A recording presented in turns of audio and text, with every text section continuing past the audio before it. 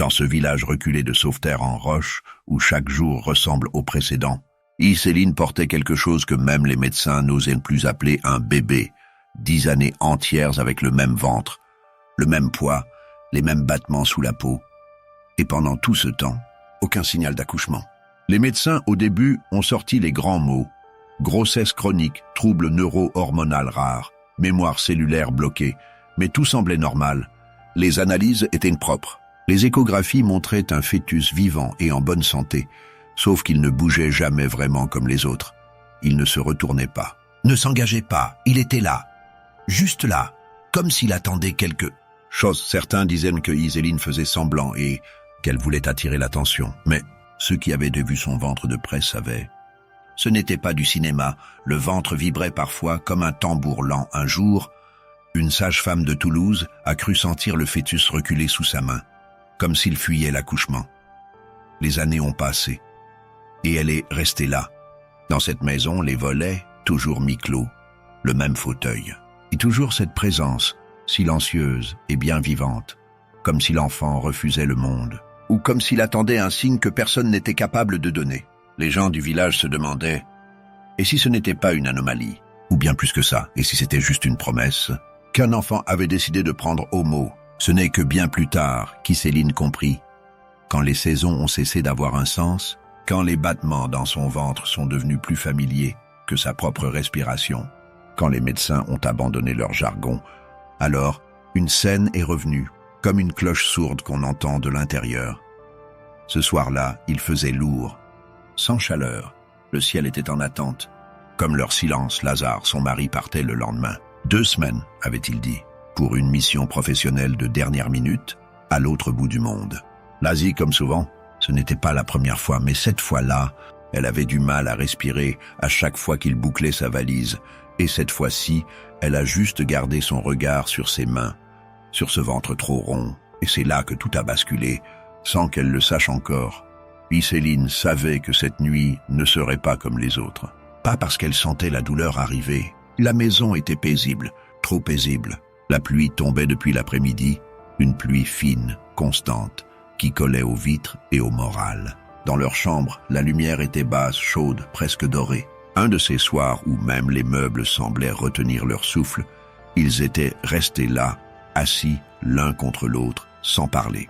Puis Lazare a passé son bras autour d'elle, son dos contre sa poitrine, sa main sur son ventre. Et tout doucement, il a posé sa joue contre ce ventre tendu, comme pour écouter un bruit du bébé.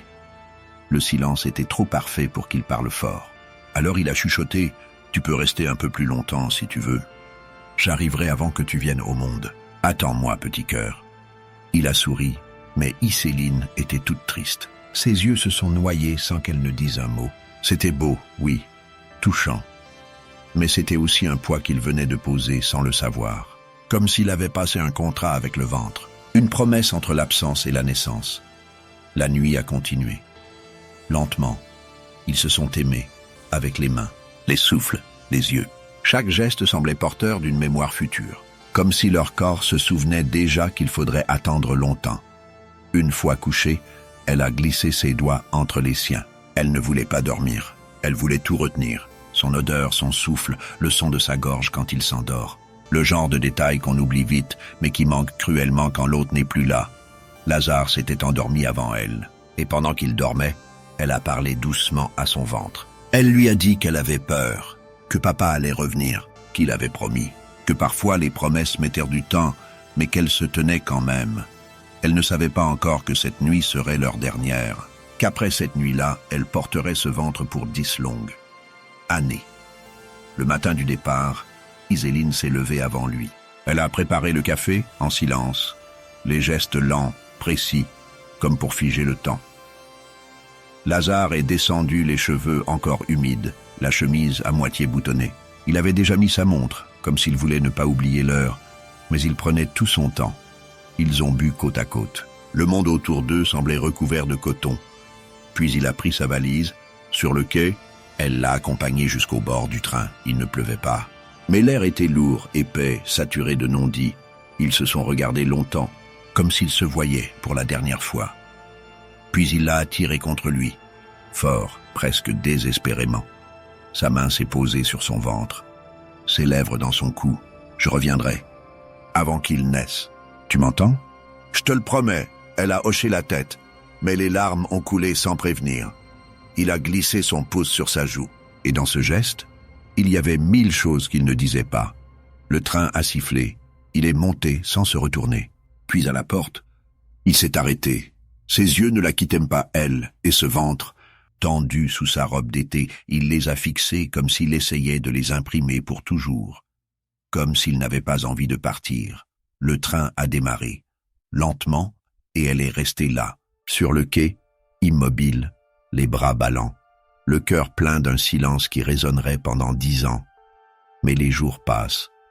Le premier soir, elle s'endort avec son pull sur l'oreiller, encore imbibé de son odeur, une sorte de parfum chaud et boise mêlé au cuir usé de sa veste. Elle lui écrit un message. « Bien arrivé ? Le bébé a bougé ce matin. Il t'a senti partir. » Pas de réponse, le lendemain non plus, ni le surlendemain. Une semaine plus tard, elle se dit qu'il est débordé, que le décalage horaire, les réunions, tout ça. Mais au fond d'elle, quelque chose gratte, une sorte de frisson, celui qui monte depuis l'estomac et coince la gorge. Le ventre est toujours là. Le bébé continue de bouger, parfois plus fort, comme agacé, comme s'il attendait, lui aussi. Elle commence à lui parler tous les jours, de ses angoisses, de l'attente, de ce silence trop long, 1 mois passe, puis 2, toujours rien. Elle appelle le numéro de Lazare et c'était injoignable. L'ambassade ne trouve pas trace de lui dans le pays où il était censé aller. La police ouvre une enquête, mais sans point de chute claire, sans signalement précis, le dossier dort. Le plus troublant, c'est que le temps semble ne plus avancer. Iseline approche du terme. 9 mois, puis 10, pas de douleur, pas de contraction. Son ventre garde la même tension, la même rondeur, mais toujours pas de naissance. Les médecins ne comprennent pas. L'échographie montre un fœtus bien formé, vivant, actif, mais figé. Il ne descend pas. Le corps de Iseline semble avoir mis pause. Aucun signe d'accouchement, aucun déclenchement naturel. C'est comme si son organisme avait reçu une consigne. Pas maintenant. Un obstétricien lui propose une césarienne. Elle refuse. Elle dit « Il n'est pas prêt, et moi non plus ». On parle de grossesse psychologique, de déni inversé, un cas rare, quasi inexistant. Les médecins se perdent en hypothèses, les diagnostics s'empilent comme des mots creux, mais Iseline, elle ne se perd pas, elle sent ce qui se passe dans sa chair. Et puis il y a eu ce soir-là, quelques jours à peine après la disparition. Elle pleurait dans la cuisine, une douleur lourde dans les reins. Et soudain, un coup, fort, brutal, comme si le bébé tapait pour dire « Arrête ». Elle s'est redressée. Et ce soir-là, pour la première fois, elle a chuchoté au ventre « Tu l'attends, toi aussi. Pas vrai ?» Depuis, c'est devenu un pacte. Un contrat silencieux entre elle et l'enfant. Il ne sortira pas sans lui, et elle ne forcera pas son corps. Les mois ont passé. Puis les années, 9 mois, 1 an, 2. Et plus le temps avançait, plus les regards changeaient. Au début, elle n'était pas seule. Il y avait Maïssa, son amie d'enfance. Une sœur presque. C'est elle qui l'aidait à faire les courses, qui venait lui préparer des tisanes le soir, qui posait sa main sur le ventre avec un sourire inquiet. Mais quand la grossesse a franchi les 3 ans, puis 5, Maïssa a commencé à venir moins souvent. Un jour, elle n'est plus revenue. Elle a dit qu'elle ne reconnaissait plus la maison, qu'il y avait quelque chose. Dans l'air, elle murmurait que ce n'était plus une grossesse, mais une présence. « Je suis désolé, Iseline, mais je crois que ce que tu portes, ce n'est plus un enfant. C'est un fantôme. » Et elle est partie. Les autres ont suivi. L'entourage commence à la fuir. Les amis cessent d'appeler. Certains voisins traversent la rue pour ne pas la croiser. On raconte qu'elle devient folle, qu'elle fabrique son propre malheur. Mais dans son monde à elle, quelque chose grandit.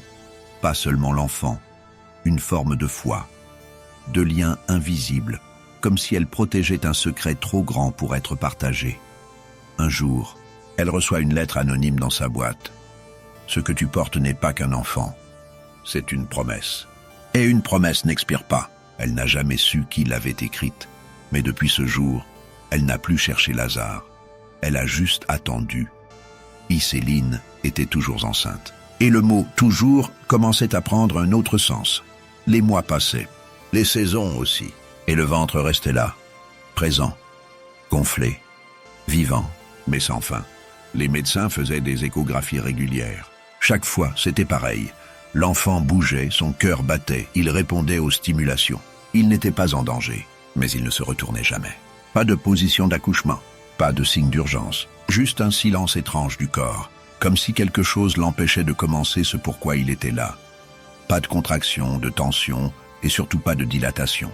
Les sages-femmes ne comprenaient plus. On l'a même envoyé consulter un spécialiste à Toulouse, un vieux professeur à la retraite depuis peu, qui acceptait encore quelques cas étranges. Il a passé 1 heure entière à lire ses bilans.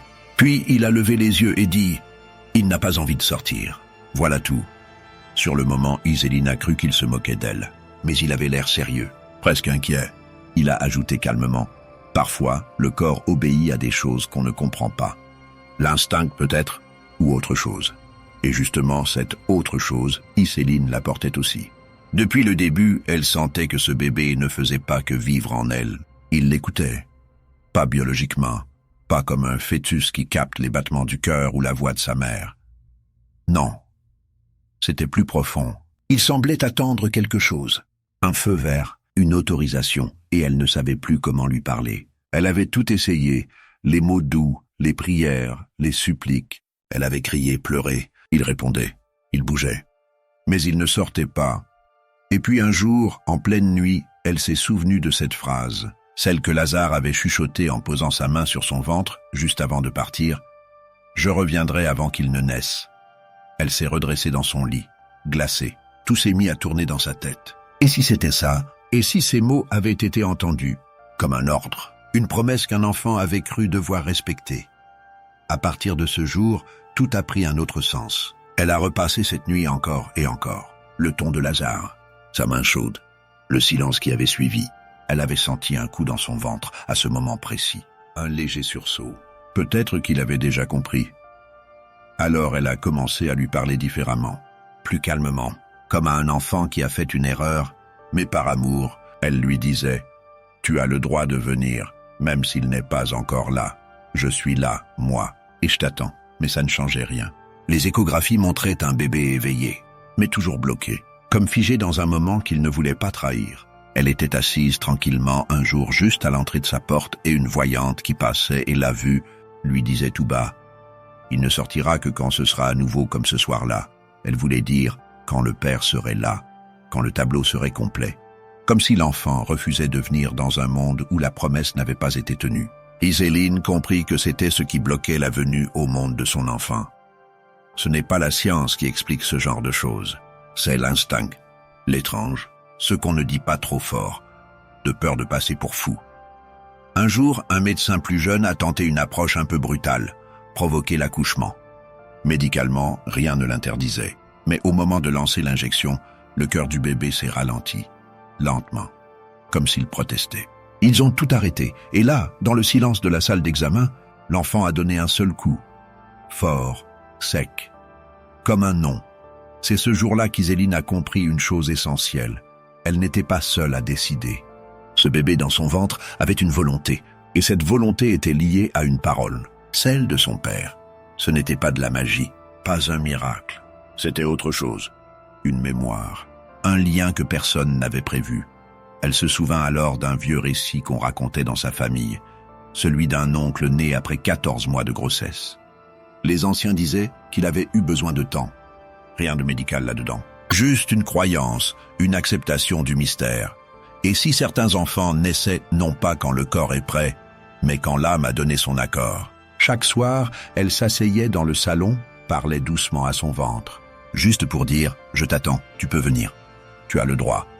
Et chaque soir, il répondait par un petit mouvement, présent, mais jamais en route, et toujours ce ventre, ce poids qui ne part pas. Iséline ne compte plus les jours, elle compte les silences, les minutes entre 2 battements de cœur, les nuits sans sommeil. Les heures à regarder le plafond en se demandant pourquoi il reste. Et chaque jour, elle lui parlait. Elle lui disait qu'elle l'aimait, et que même si son père n'était pas là, elle l'était. Mais rien ne changeait.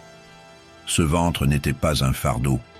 C'était devenu une pièce à part entière de sa vie, un espace habité, vivant. Elle s'asseyait parfois des heures, seule, une main posée dessus, comme on protège un souvenir trop fragile. C'était devenu son seul lien avec ce qui lui restait de Lazare. Les autres avaient déserté. La famille, les amis, même certains médecins. Certains la regardaient comme une menteuse, d'autres comme une folle. Les plus cruels disaient même « elle ne veut pas accoucher ». Elle s'est inventée une histoire. Mais il suffisait de s'asseoir près d'elle, de poser la main sur son ventre et d'attendre. Alors on le sentait, ce frisson lent, cette pression discrète, ce signal muet. Il était bien là. Iséline avait arrêté de s'expliquer. Elle vivait en marge. Le matin, elle s'asseyait dans la cuisine, toujours la même chaise, avec tasse. Elle buvait son thé. Elle parlait à l'enfant. Elle parlait peu et écoutait beaucoup l'enfant à travers ses bruits. Comme si chaque jour était une répétition. Pour être prête quand ça arriverait enfin. Elle avait appris à reconnaître ses humeurs. Quand il était inquiet, il se recroquevillait contre son dos. Quand il était calme, il flottait au centre et parfois, à la tombée du jour, elle le sentait battre comme un tambourin. C'était sa manière de lui dire « Je t'écoute ». Les années ont glissé. La maison s'est mise à grincer un peu plus fort. Les murs ont vieilli. Mais pas Iséline. Et surtout, pas son ventre. Un médecin venu de Bordeaux a voulu examiner son cas. Il a insisté, échographie, IRM, prise de sang, tension, rythme cardiaque, tout était normal. Mais impossible de dire à quel stade était l'enfant. Comme s'il n'avait pas d'âge. L'homme était sceptique. Puis il est reparti avec un seul mot, incompréhensible. Un jour d'hiver, il a neigé fort. Iséline est restée des heures à la fenêtre. Et soudain, elle s'est souvenue d'un moment précis. La nuit où Lazare l'avait prise dans ses bras. Il avait posé ses lèvres sur son ventre et dit à voix basse « Promets-moi que tu m'attendras ». Ce soir-là, elle a pleuré et se disait que ce n'est pas à elle que l'enfant avait fait cette promesse. C'était à lui. Elle s'est levée, a rallumé le feu et s'est assise près de l'âtre. Et pour la première fois depuis des années, elle n'a pas parlé, elle a juste attendu. On aurait pu croire que le temps finirait par faire son travail, que le corps, fatigué, lâcherait prise, que les lois naturelles reprendraient le dessus. Mais ce corps-là n'obéissait plus à rien. Iséline ne vieillissait pas comme on l'attendait. Son visage était le même qu'à ses 30 ans, sa peau tendue, presque trop lisse. Elle gardait les mêmes habitudes, mais ce ventre semblait contenir un autre calendrier. L'enfant ne bougeait pas comme un fœtus, il respirait autrement. Par moments, elle le sentait se déplacer, très lentement, comme s'il cherchait une position sans jamais en choisir une définitive, jamais de retournement. Jamais de pression vers le bas. Le corps préparait tout, mais l'enfant, lui, restait en haut. En attente, les médecins se sont succédés. De petites cliniques rurales aux plus grands hôpitaux privés. Certains étaient intrigués, d'autres sceptiques. Un ou deux ont même tenté de la faire interner, mais aucun n'a trouvé de réponse. Les IRM, les échographies, les prélèvements, tout disait que l'enfant était là, vivant, sans malformation. Avec une croissance lente mais continue, il ne présentait aucun signe de souffrance. Aucun danger vital, mais il ne voulait pas sortir. Un obstétricien de Montpellier a fini par dire « le terme est dépassé ». De 9 ans et 8 mois. Pourtant, c'est comme si l'utérus s'était figé. Il n'y a pas de déclenchement possible sans qu'elle y consente. Et elle refuse. Et en effet, Iséline refusait. Chaque proposition médicale se heurtait à un non ferme, chargé de sens. Elle disait simplement « il ne sortira que quand son père reviendra ». Pas une fois. Elle n'a douté, ni des jours ni des années. Elle tenait cette phrase comme une vérité inébranlable. Et elle s'y accrochait comme on s'accroche à une dernière promesse. Iséline, elle, est restée droite, silencieuse, presque sereine. Elle dormait très peu, ne mangeait presque rien, mais le corps tenait bon. Elle écrivait parfois dans un petit carnet posé sur la table de nuit, des phrases simples, jamais pour elle, toujours pour lui. Je suis là. Je t'écoute. Je ne te presse pas. Tu décideras quand il sera temps. Ton père reviendra. Et ce carnet-là, elle le gardait toujours fermé. Elle y notait aussi la date de chaque mouvement, chaque petit signe, chaque silence. Et puis, le plus troublant, chaque jour d'anniversaire, elle lui souhaitait son anniversaire. Chaque 24 avril. Tu aurais eu 1 an. Tu aurais eu 2 ans, jusqu'à 10. Le corps de Iséline était devenu un sanctuaire, un espace en suspens, ni vie ni mort, ni début, ni fin. un endroit que personne ne pouvait pénétrer, ni comprendre, même pas elle, et pourtant, elle l'acceptait, avec une force étrange. Une paix presque effrayante. Le village, lui, s'est habitué. Au début, on murmurait. Les plus curieux passaient devant chez elle, ralentissaient, regardaient les volets fermés. Mais très vite, tout ça est devenu un décor, un élément du paysage, une femme enceinte, depuis des années, comme une légende locale dont plus personne ne veut vraiment savoir la fin. Les enfants grandissaient, les anciens mouraient, les maisons changeaient de propriétaire, on repeignait les façades, on refaisait les toitures, on plantait de nouveaux arbres dans les allées. Mais la sienne, cette maison aux volets verts et aux porches en pierre, restait figée. Les herbes avaient envahi les marches. La boîte aux lettres ne tenait plus droit. Même le toit avait commencé à se creuser, lentement, comme si lui aussi pliait sous le poids du temps. Elle sortait rarement. Juste pour le strict nécessaire. Un peu de pain, un passage rapide à la pharmacie. Puis elle rentrait et refermait la porte derrière elle. Comme si la lumière du dehors risquait de faire fuir ce qu'elle gardait en elle. On aurait pu croire qu'elle sombrait dans la folie. Mais non, elle gardait les idées claires. Elle écrivait. Chaque soir, elle prenait son carnet et posait les mêmes mots. Aujourd'hui encore, il n'est pas venu. Il y avait ce chat gris qui passait tous les jours sur le rebord de la fenêtre. C'était son seul visiteur. Parfois, elle lui parlait. Elle disait que les chats sentent les âmes qui attendent et qu'ils restaient là parce qu'ils savaient. Autour d'elle, le monde avançait. Les téléphones devenaient tactiles. Les enfants parlaient d'Internet. Les voitures changeaient de forme. Les vitrines du village se modernisaient. Mais chez elle, rien n'avait bougé. Même la pendule de la cuisine s'était arrêtée. Un matin, sans raison. Un jour, un enfant du quartier s'est approché de son portail. Il a demandé à sa mère « Pourquoi elle est toujours enceinte, la dame ?» La mère a juste dit « Parce que quelqu'un n'est jamais revenu. » C'était ça, en fait. Elle n'attendait pas seulement un accouchement. Elle attendait un visage, une voix, un regard qui dirait « Je suis là ». Et tant qu'il ne reviendrait pas, elle ne pouvait pas accoucher. Comme si le corps, quelque part, avait gardé la promesse que lui avait faite Lazare. Il y a eu une année où elle a cessé de parler. Pas un mot, pas une lettre. Les commerçants du village la voyant passer, tête basse, manteau trop grand, son ventre toujours là, un peu plus lourd, un peu plus bas, comme s'il descendait lentement vers la terre. Le docteur Besson, le dernier à avoir accepté de la suivre, a pris sa retraite. Il a dit « Je ne comprends pas, mais je respecte. Ce n'est pas un cas médical, c'est un mystère. » Et c'est vrai, c'était devenu autre chose. Un espace hors du temps, un refus du monde, une frontière entre deux réalités.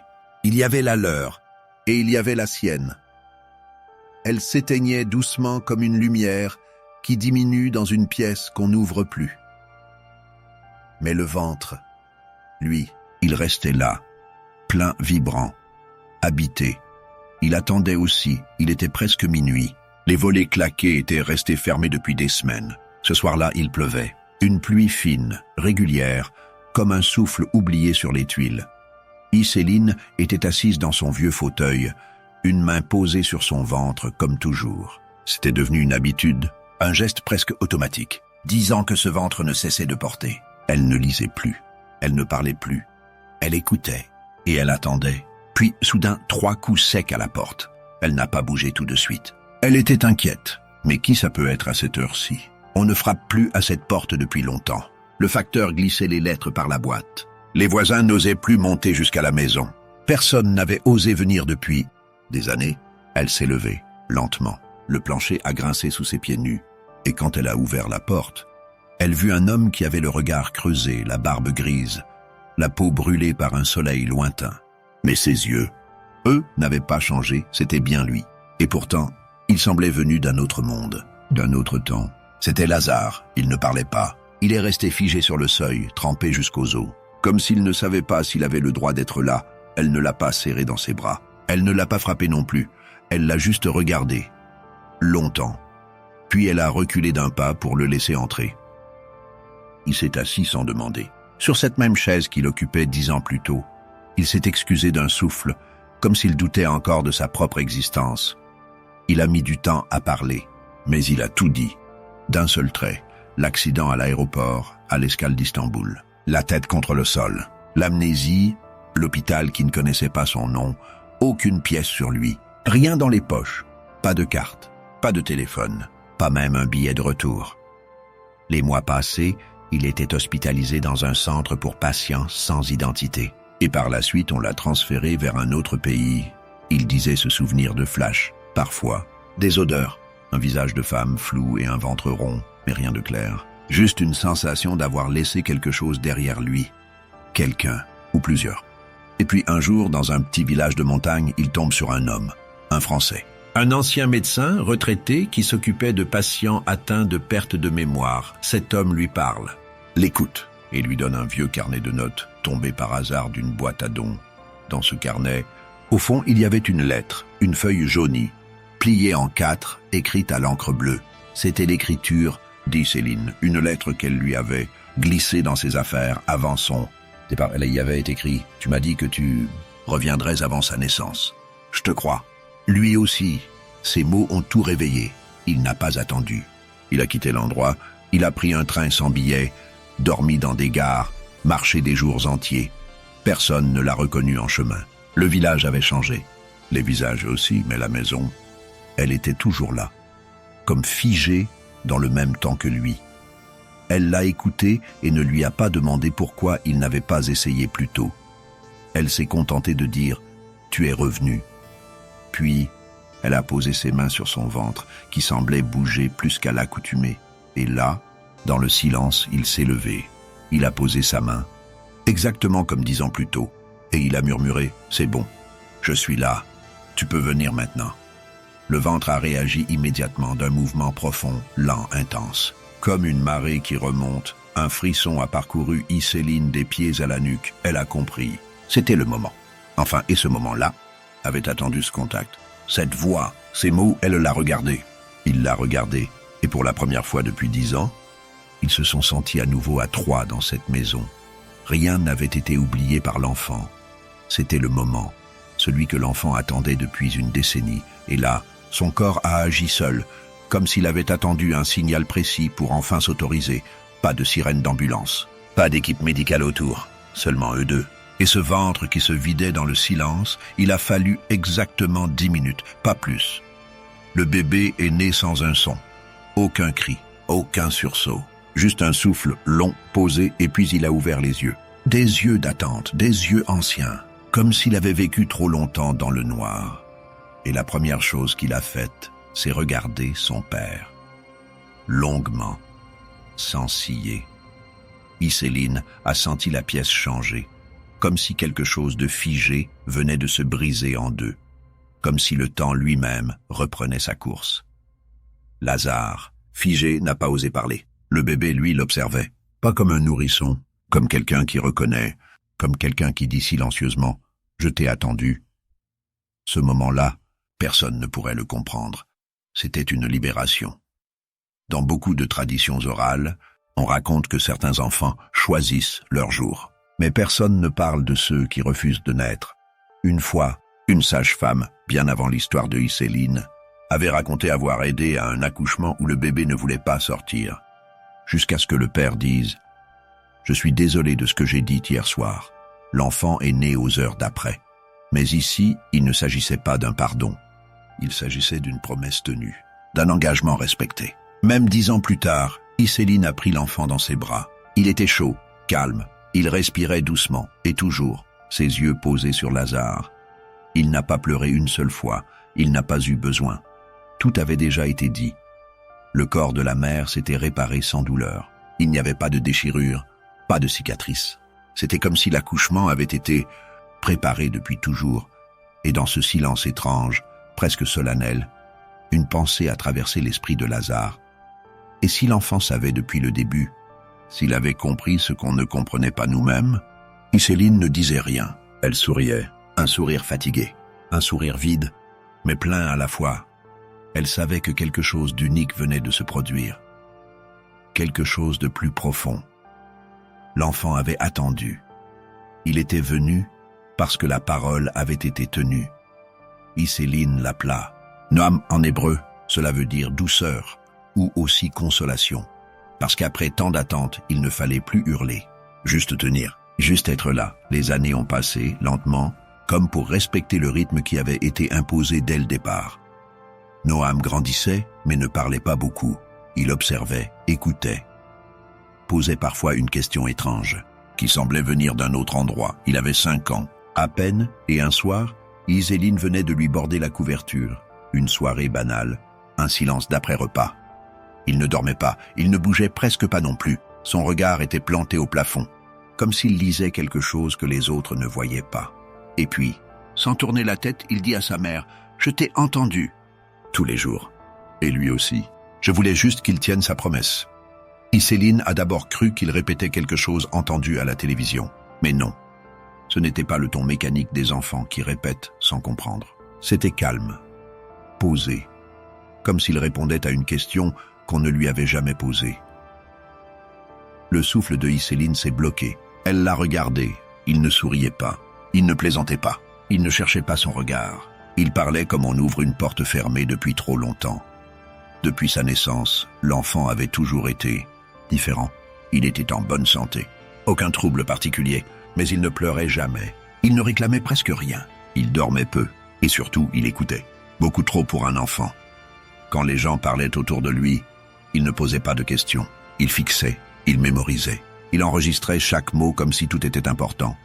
Une fois, à 3 ans, il avait entendu un voisin dire par plaisanterie que les nuages pouvaient tomber un jour. Le lendemain matin, il était resté debout devant la fenêtre pendant près d'1 heure. Il n'avait pas peur. Il attendait.